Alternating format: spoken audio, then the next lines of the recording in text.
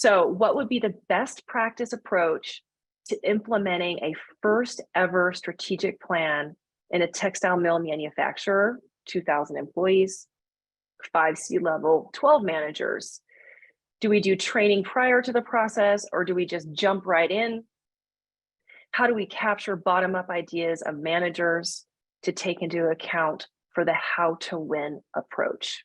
So that is the question that Erasmo would like the collaborative feedback on. That is a lot to talk about. So we're going to try to do these probably in 3 to 5 minutes. Erasmo, what else would you add for the group?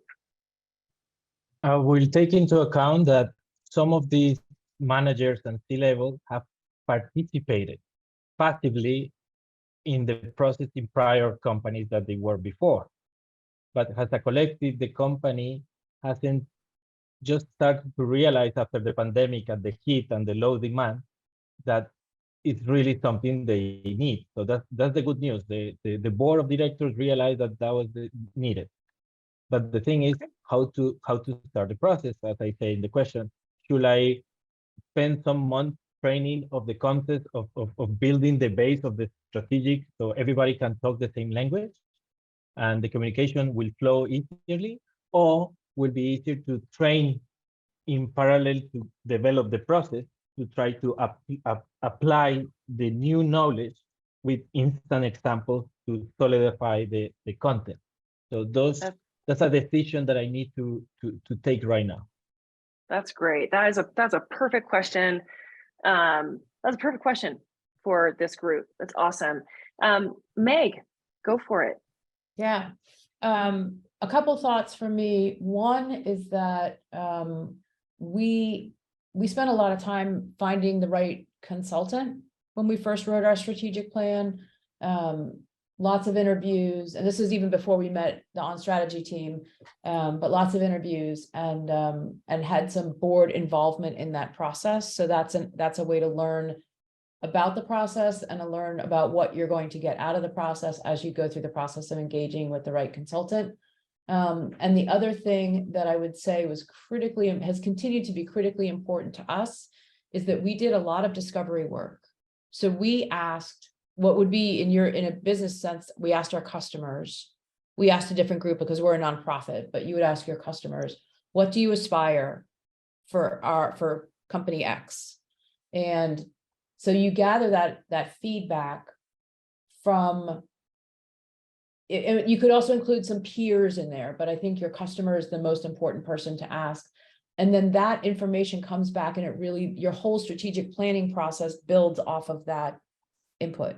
So you're asking the people that you want to respond to your new strategy, what do they want from you? And then you build a strategy in response to that. We have continued to lean on that as we've gone through some of the tougher things that we've added in our plan that are harder to do, more expensive, take longer. And we've continued to go back and we've said, the community asked us for this. That's why we're doing it. And so it allows us to continue to get support for that work, even when it's, as I said, when people might be wanting to start to walk away, they won't, because they'll say, oh yeah, that's right. The community told us that's what they wanted and needed.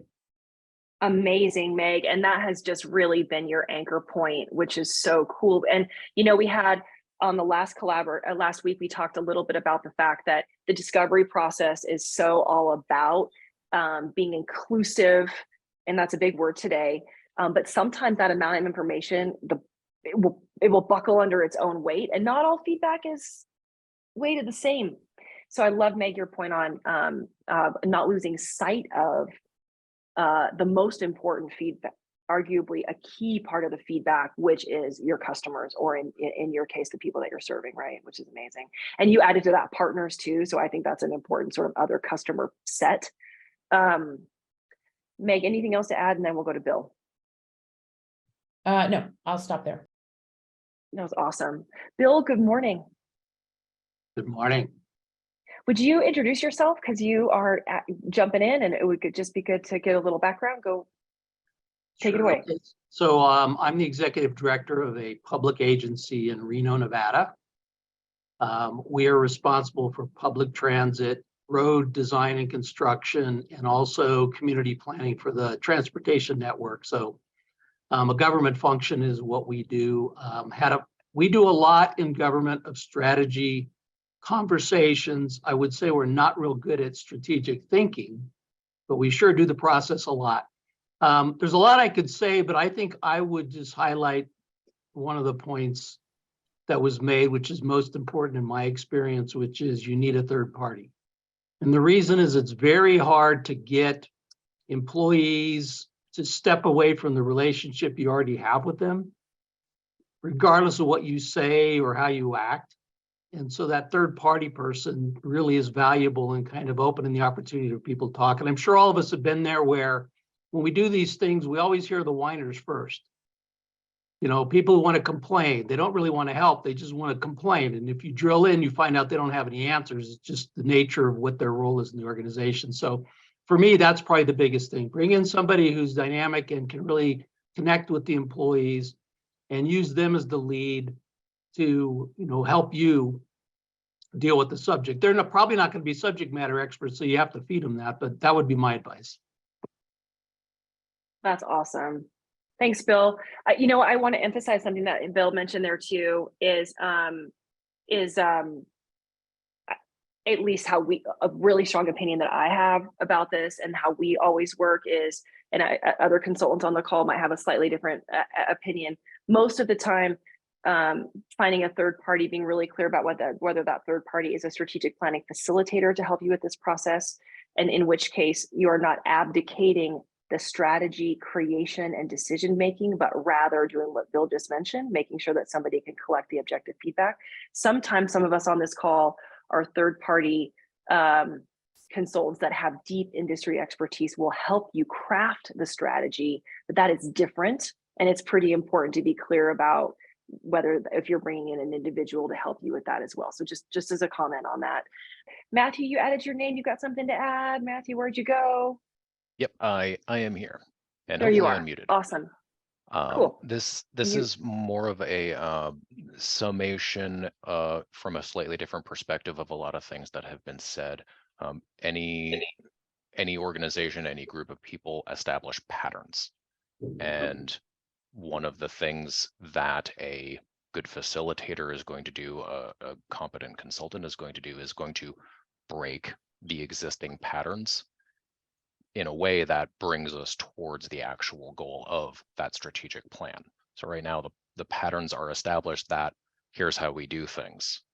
Why? Because that's how we do things. And even if people say they want to change, there's this emotional tendency to not want to, no matter what, because, hey, I'm comfortable where I am. So part of what needs to happen is just breaking the existing patterns in a positive, productive way. And that's a really important point.